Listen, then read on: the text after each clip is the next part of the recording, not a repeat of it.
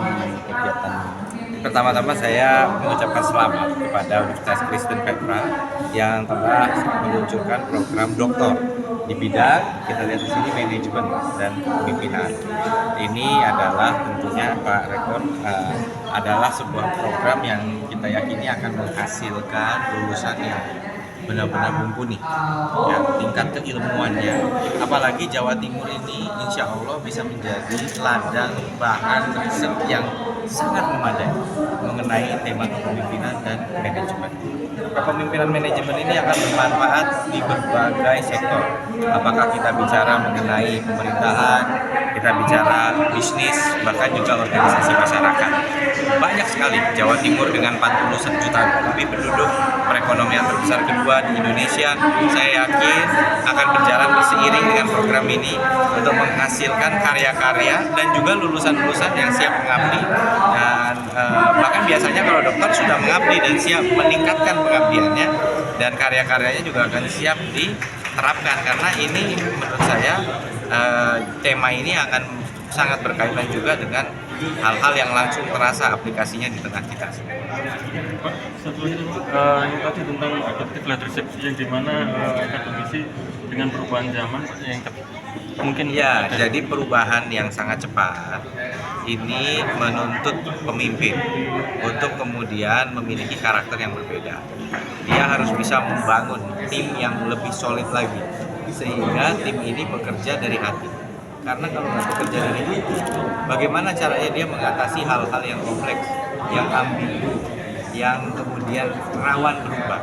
Itu butuh mental baja, mental yang kuat. Ya, nah oleh karena itu kalau pemimpinnya tidak bisa membangun chemistry itu dengan timnya, itu akan menjadi semakin sulit. Karena harus selalu siap untuk merubah rencana di tengah jalan. Nakoda ini kapal yang jalannya bakal begini nih. Gitu. Nah sehingga kalau misalnya timnya itu nggak bisa sehati sama nakodanya, mabuk laut semua itu. Tapi kalau mereka udah ngerti, kayaknya nakodanya mau ke kanan, ya udah siapin posisi kan gitu. Nah ini perumpamaan yang bisa saya berikan mengenai leading in the volatile world. Jadi bagaimana kemudian seorang pemimpin harus bisa membangun ekosistem dan kondisi yang tepat bagi seluruh timnya untuk menghadapi situasi yang semakin dinamis.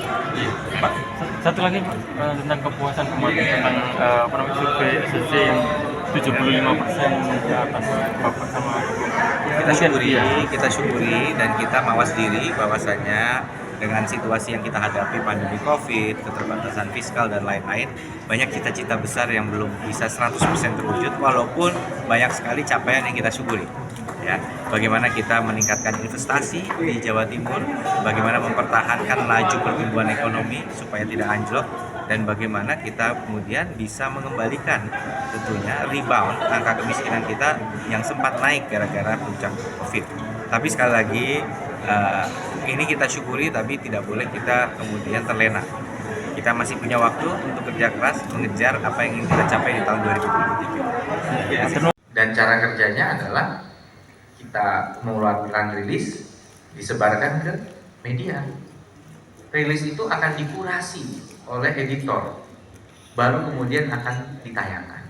Dan ruang untuk tayang sangat terbatas, karena media-media cetak itu kan halamannya terbatas, ya kan? Media TV durasinya terbatas, radio pun sama, billboard lokasinya terbatas, iklan juga sama.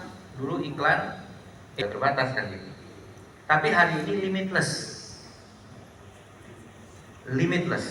nggak ada batas, konten nggak ada habisnya, dan tidak terkurasi. Kuratornya siapa? Viewers ini kemudian tidak sekedar dilihat secara nominal berapa view-nya, tapi juga dilihat secara relevansi. Kalau misalnya kita sukanya dengerin lagu Michael Jackson gitu, kemudian orang yang dengerin Michael Jackson itu biasanya tertarik dengan apa misalnya? Dengan misalnya musik progresif, terus tertariknya dengan indie. Dia punya algoritma, sehingga kalau konten kita ini responnya itu bagus di pendengarnya Michael Jackson, dia akan lebih sering nayangin konten kita ke penggemar Michael Jackson. Karena likelihood of response-nya lebih baik. Jadi bisa saja saya punya 1 juta views, tapi kemudian belum tentu relevan dengan segmen yang kita mau sasar. Itu semacam arus gitu. Jadi arus rapid. Jadi leadership and management of a rapid ecosystem. Ini yang beda. Contoh, saya tadi pagi baru menghadiri acara Asosiasi Public Relations, ya, Business Communicator, IABC. Dan dulu tahun 2001 saya sempat bekerja di perusahaan PR, Ogilvy Public Relations, headquarternya di Amerika.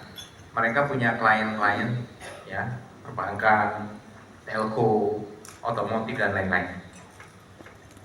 Konsep kerjanya adalah kami melakukan analisis di media.